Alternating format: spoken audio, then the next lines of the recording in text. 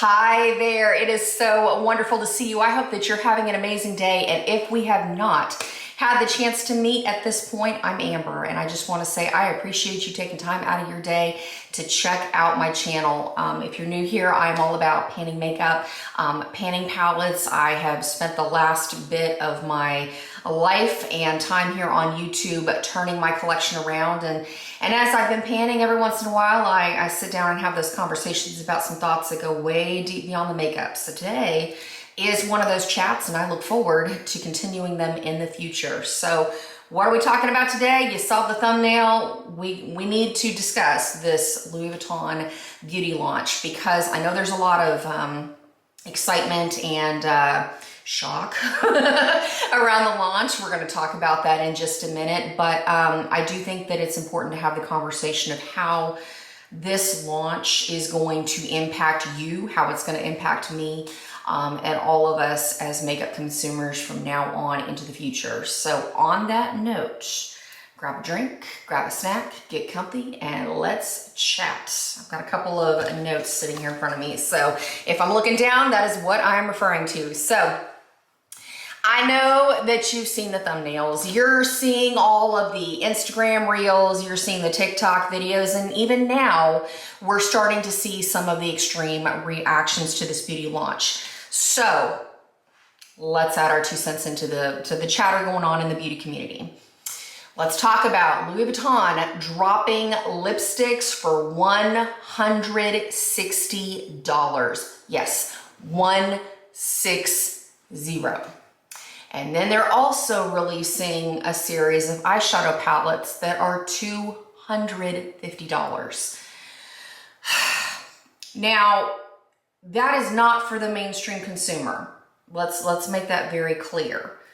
But at the same time, the cost of this launch is almost double what other luxury houses are charging for their makeup lines. And I mean, it hasn't even been a week and already people are making the comparisons. We're gonna deep dive into that in just a moment. But there's a lot of excitement. The launch is catching a lot of flack, even from longtime fans of Louis Vuitton who own many of their bags. Maybe they own a lot of their ready to wear. There's a lot of mixed opinions on this, but the bottom line is that it doesn't matter if you choose to purchase products from this line or if you don't. It's not about the tubes of lipstick. It's not about the eyeshadow palettes.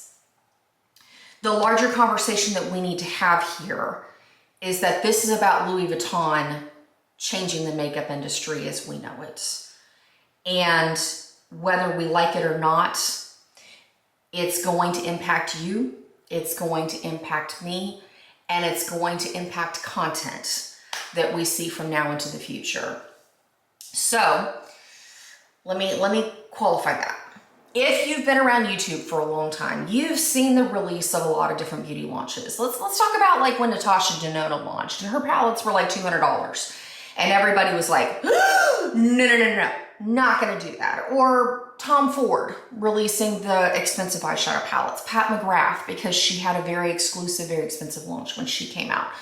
Name your luxury brand, everybody was in a chokehold when they first saw the releases because they were like, it's more money than I'm willing to spend. I'm not willing to be a part of it. But then it becomes more and more and more normalized. And so now we see a presence of luxury makeup and people don't bat an eyelash. They're not necessarily that we've been desensitized to it, but it's all about playing the exposure game. And Louis Vuitton's not doing anything different. They've just pushed the line a lot harder than what's been done before. So what I want us to kind of think about is that makeup isn't just makeup. And I mean, and the reason I say that is because I have been a part of the panning community for a long time. And if you're new to the panning world, come on and join us. It's an amazing way to really not only have the satisfaction of finishing some makeup, but also being a part of the painting community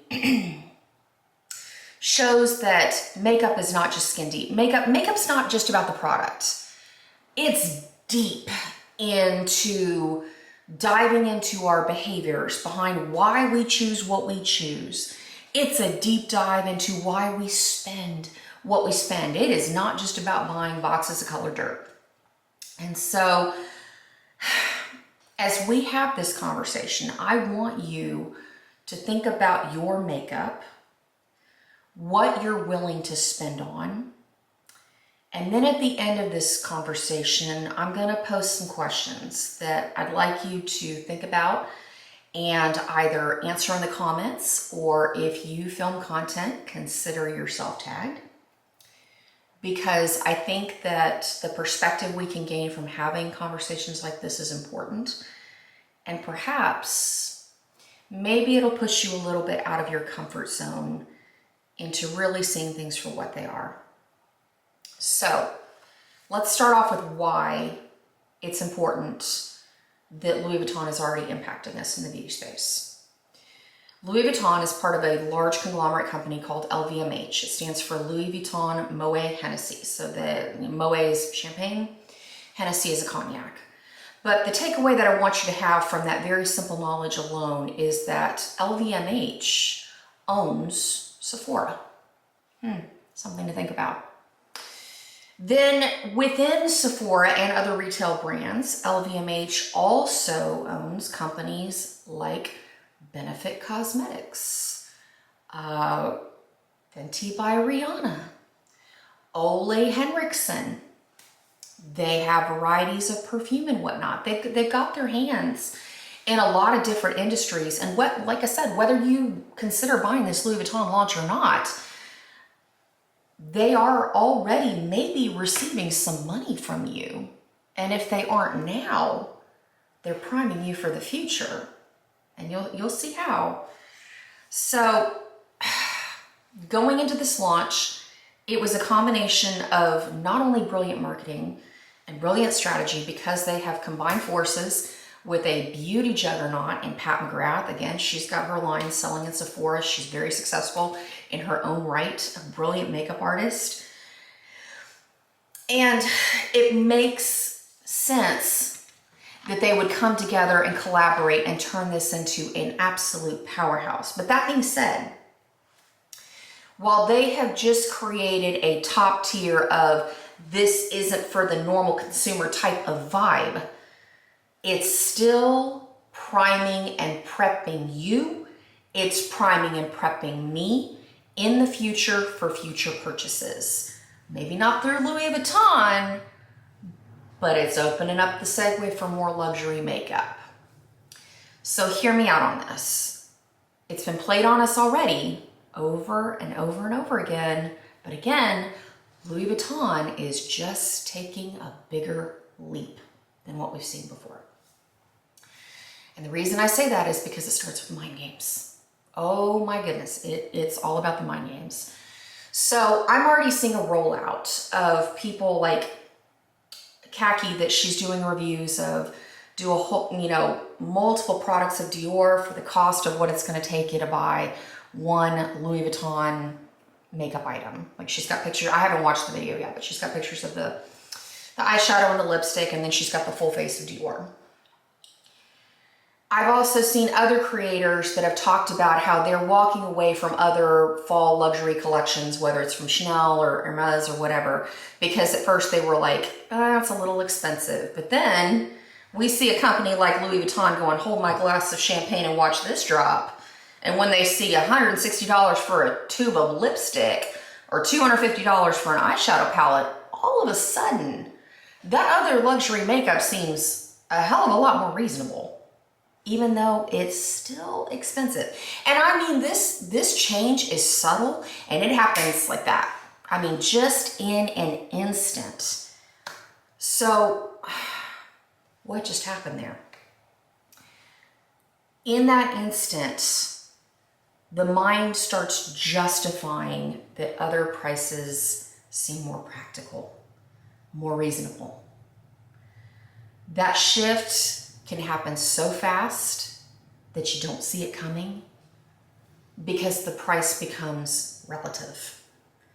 I know that we've fallen prey to this over and over and over and over again. I mean, I'm guilty of it too. Like when Natasha Denona first released on the market with $200 eyeshadow palettes, I wasn't willing to spend at that point, but I own Natasha Denona now. I've delved into other luxury brands, I admit it. And once you start buying luxury, you keep staying in that lane a little bit, even if you jump around. So it makes you look at makeup differently. Your bar just moved of how much you're willing to spend. And check this. The fascinating point to be making here is you don't even have to purchase the Louis Vuitton makeup at this point, but you're thinking about it. You're comparing it, whether you're comparing it to what you already own. Maybe you're watching the videos and you're comparing it to other luxury brands and you're making those mind games and having those conversations in your own mind. And that alone can lead you to spend money, even if it's with another brand, especially if that brand's via Sephora, because now you're still giving money back to Louis Vuitton and LVMH. It's just something to think about,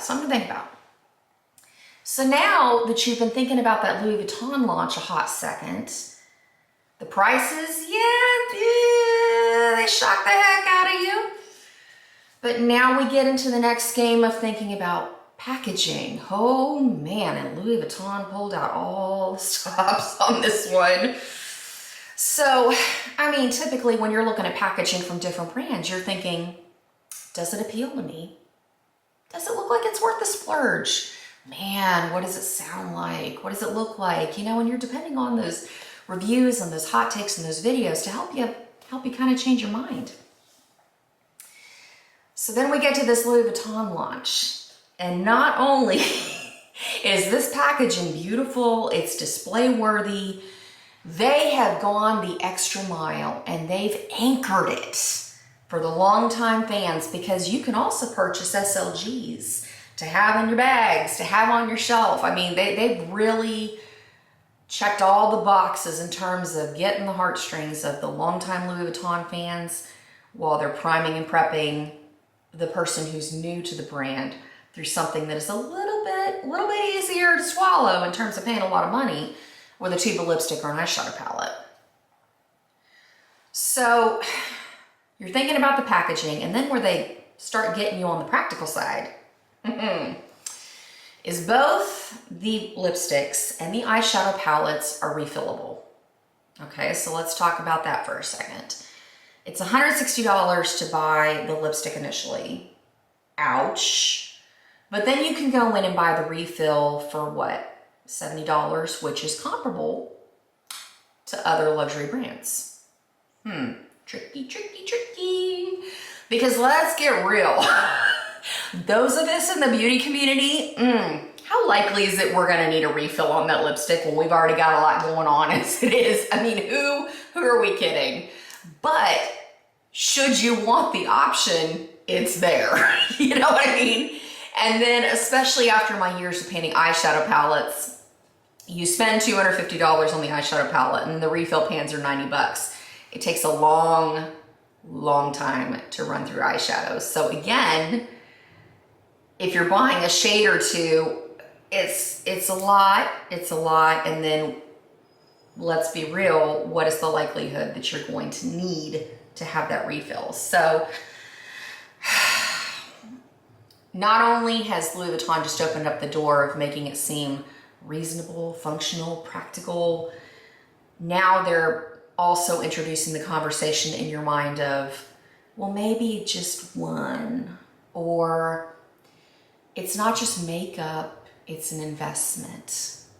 I mean, do you see how easy it is to catch you? And again, this is just in your mind. You're not even acting on this yet. So meanwhile, you're also having another conversation, not only about the packaging, but they're also playing games with your heart and your senses, and they're taking you beyond the makeup, because now the packaging also resembles collectible keepsakes. So twist that arm a little bit more, because now it's easy to say, it's something that I'll hang on to forever, or it's something I can display. And it becomes just as much about the display, maybe more, not always, but maybe more, but it's just as much about the display as it is about the makeup. Just food for thought there.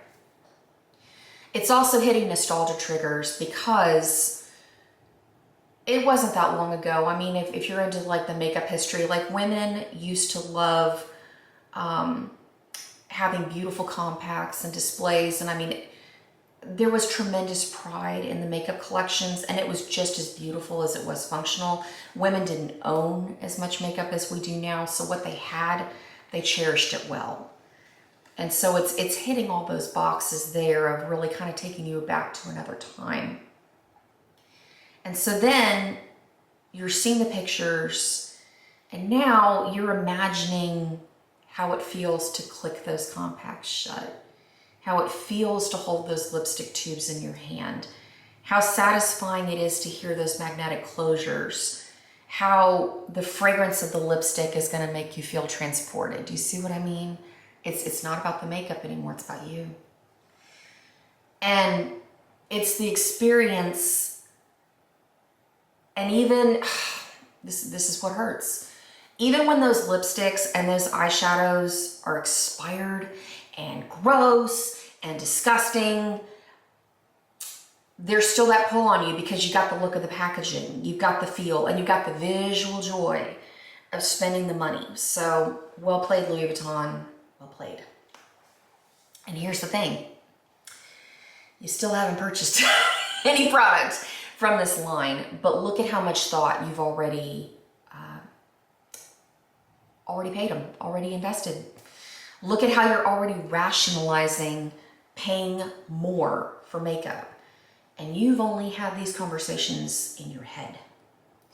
So now let's get to the firehouse of content coming your way through doom scrolling. So why is the doom scroll important? Well, because Louis Vuitton is still pulling in, one click at a time. Sure, maybe you're not the target demographic for this initial launch, but guess what? Here you are, paying with your attention, your clicks, your time, and that turns into money. And time is money, right? And even if you're not purchasing from Louis Vuitton, it may inspire you to make other purchases, again, from your favorite makeup retailers, including places like Sephora. Just saying, just saying. You see the video shorts, the Instagram photos, maybe see some thumbnails with some extreme reactions. I know I've already seen a couple of those. The TikToks, and think about it. You don't even have to click on the videos. All you have to do is scroll your feed, and you are being primed through exposure. Rest assured, the mind games are happening this whole time, except now the difference is you're physically acting on them. Louis Vuitton is now pulling us in through our reliance on our favorite creators.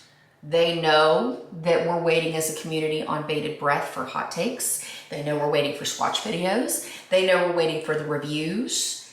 And maybe we're waiting on the extreme reaction for entertainment's sake. But they're banking on it. The more clicks, now Louis Vuitton has been able to beat the algorithm. And even if the attention's negative, it's still attention. Except now it's personal. Because you are now not the only one making decisions. Your go-to creators are too, and the stakes couldn't be higher. Because $160 for a tube of lipstick and $250 for an eyeshadow palette are not for the mainstream person. So now there is a dilemma for the creator. Is that creator obligated to make a review? Should they take the chance and push their own budget to incorporate these products onto their channel and maybe push their audience out of a zone they're comfortable with? Does a launch like this keep them in their lane? Or does it push the audience and risk their authenticity? These are a lot of things to think about. But regardless, Louis Vuitton wins, because whether you're on board or whether you're not, they will make money. These products are going to sell, and if it's not these products, they're going to be indirect sales because of them. Then they also get to see how far they can push the market. When we're willing to pay more for our makeup, guess what else happens? Everybody else starts creeping up their prices. Like I said, it's subtle. We've already been a part of this for years and years and years now. It's just the gap is really wide at the moment, but it's going to start closing in as more and more people start jumping onto the luxury board. So it's yet another reason why we're going to pay more for our makeup, even if we choose not to buy this makeup. See what I'm saying? So then, let's say you've been doom scrolling for about a week, and if you're like me, it takes me about 10, maybe 15 videos to really just kind of get tired of something. I watch the big creators because of course you expect it, and are you like me where you take what they say with a grain of salt? What I'm more interested are the smaller creators that kind of put themselves out there in terms of reviewing these high products. But that being said, Louis Vuitton is still on the mind because now you are constantly evaluating, do you trust the creator's opinion about it? Or are you brushing it off? Do you trust these? Like I said, there's already some extreme reactions of like, choose this versus this. And it's still influencing us to spend our money, to spend our time and all that. And so authenticity is crazy, super important. And we are at the point these days talking about makeup that affordability and budget are extremely subjective words to be using, especially since there is a larger chasm between prices of makeup these days. So it's all relative. It all comes down to what's important to you. But again, it's something to think about.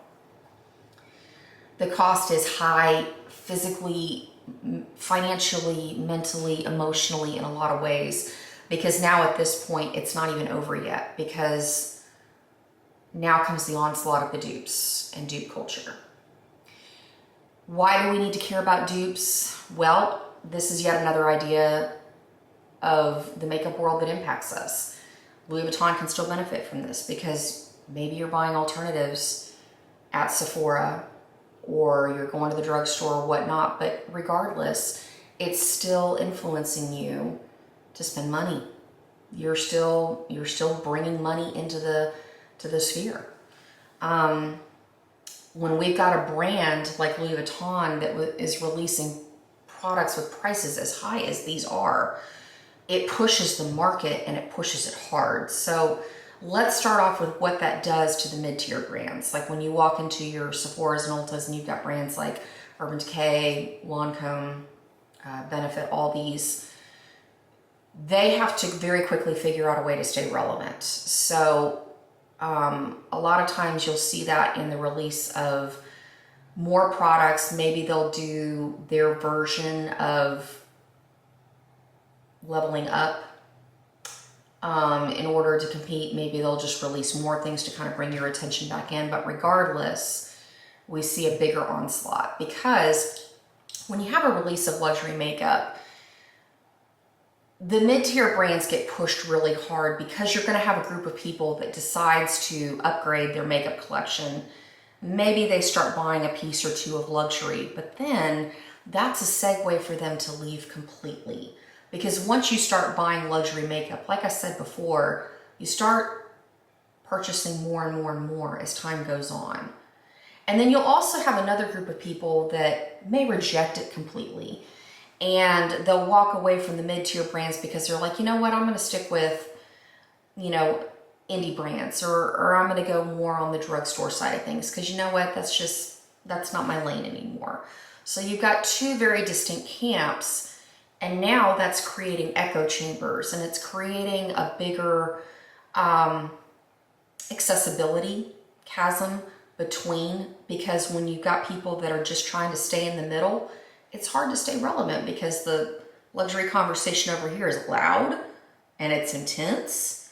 And then the dupe culture, mid-tier and, you know, affordable, again, that is a subjective word, but it's loud and intense. So it's really, really hard for them to stay relevant. Now, there is a good aspect to this conversation that we can have, and that is that because these luxury packaging options are refillable, perhaps that is the conversation to segue into more brands wanting to create refillable packaging. I mean, to their credit, Louis Vuitton, like if you buy the perfumes, you can take them back into the boutique and refill the bottles when you're finished with them versus buying more bottles. Fenty is already releasing refillable compacts where you can buy replacements for their powders. KVD is another brand owned by LVMH. They have refillable packaging. So it's an important conversation to have because we're all contributing to the massive waste problem that we already have going on, and it continues to get worse. So there's that aspect. But going back to the dupe conversation, it's fun to discuss alternatives. It's fun, it's rebellious because you feel like you're kind of sticking it to the brand a little bit. But it opens up a really, really large can of worms and the crux of why makeup is not just makeup. It's deep, it's personal, and even if you've burned out on the initial launch of Louis Vuitton Makeup, you're still very much a part of the cycle because now begins the next wave of doom scrolling dupe content and alternative content. So do you see that you're still being exposed all this way, even if you've decided not to purchase the product? And this is where I really kind of want us to have this conversation to keep it going. This isn't the end, because the Louis Vuitton launch at this moment is exclusive. The only way you can get your hot little hands on it is to buy it through the boutique. Maybe it's available through the website. I have not looked into it that seriously, but just for a moment, I want you to think about what this could mean for the future, because since LVMH owns Sephora, who's to say that somewhere down the line they don't launch the Louis Vuitton makeup in Sephora as a luxury anchor to the stores? Because it makes sense.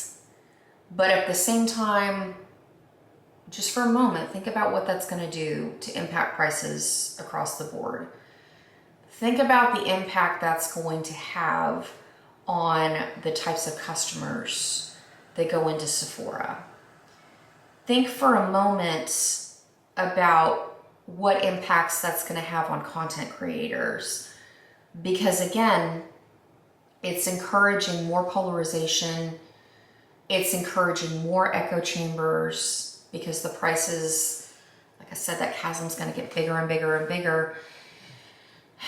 And again, it comes down to us, because as makeup enthusiasts and consumers, here we are normalizing spending and wanting to have these retail worthy collections in our makeup vanities. And really what it comes down to is we are reducing ourselves to dopamine hits and tubes and pans. And I mean, which brings us into the buzzword of 2025, which is overconsumption and underconsumption. I know TikTok, it is blown up in the last couple of months. And overconsumption doesn't care if something is luxury or budget.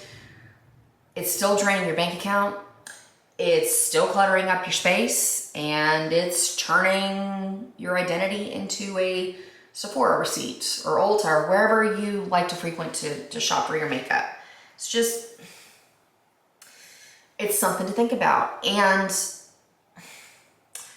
along with the overconsumption conversation, it's not about makeup, it's about you, it's about me. And luxury or dupe, overconsumption or underconsumption, it's the same trap. They just change up the font, they change up the packaging, and they change up the marketing strategy. Your wallet's crying. Your drawer's exploding.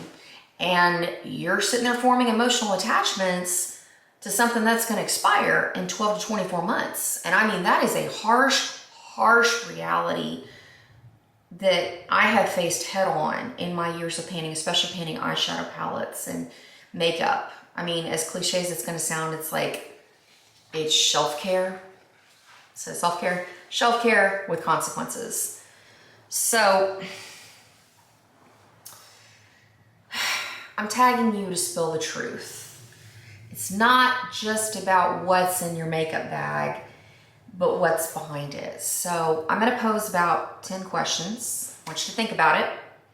Drop your answers in the comments below. If you make content, consider yourself tagged. Make sure you tag me and then share it along with your friends, because like I said, I'm very intrigued to see how you feel. I think that this is an important conversation to be had. And as it spreads throughout the beauty community, maybe we can impact some change.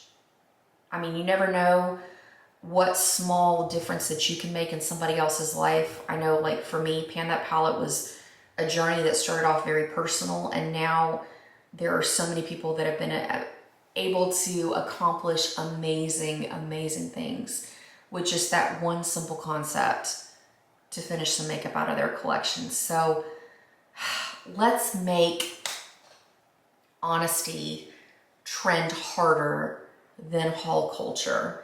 Let's call it hashtag not another lipstick. And like I said, if you feel comfortable answering it in a video, tag me. If you don't feel comfortable, maybe pick a couple of questions or answer all of them in the comments below, but let's keep this going. So everything will be typed in the description box, but just if you're listening in the car and you kind of want to start thinking about this, or you're listening to the video as background noise, number one, what's one product that you bought for the hype and you instantly regretted? Question two, luxury or dupe? Which one hits your bank account harder over time? Question three, do you buy makeup to express yourself or to escape yourself? And I want you to be real on that. Question four, how many holy grails are collecting dust in your drawer right now? Question five, is it still self-care when it turns into self-clutter? Question six, what's the most money you spent trying to dupe a feeling? Question seven, if your makeup bag could talk, what would it roast you for? Question eight, do you own your beauty routine or does it own you? Question nine, would you still want it if no one would see it? And question 10, talk to me about your actual relationship with beauty. Is it kind of a romantic relationship, codependent, or is it like situationship level messy? I know a lot of us in the painting community, we're coming to terms with that, like dealing with the mass amount of makeup while dealing with our feelings. So like I said, be honest. So I'm looking forward to your answers. Thank you so much for spending time with me today. If you've enjoyed this, I also have other videos through the years where I've put my thoughts together on makeup and the makeup community. So if you're interested in any of those, I'll have them linked down where you can click on them. I'm also going to be updating Pan That Palette. So if you're interested in finishing off some makeup, maybe get inspired, I'm currently working on the Sydney Grace with Mel Thompson Tiny Marvels palette. So I look forward to continuing to talk with you. Feel free to check things out. And like I said, tag me. Use hashtag not another lipstick tag. Let's get this conversation spreading like wildfire. So until next time, take care, and I look forward to seeing you real soon. Adios.